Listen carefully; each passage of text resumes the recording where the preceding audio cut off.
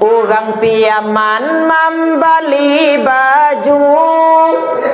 baju dibeli 2 pasang. Kalau ibu mencari minantu, pilihlah nan lai sumbayang. Lai terangga. Cukup apa kau sumbayang ugang di minantu Kini mencari minantu tu nak ada batanyuan lera. Kalau isumbayang kau tu indah, nak ada batanyuan lera. Nan batanyuan kini kau karajo PNS kau tu indah batanyuan tu. Kalau nyumajalah jadi guru, alah keluar SK kau tu honor.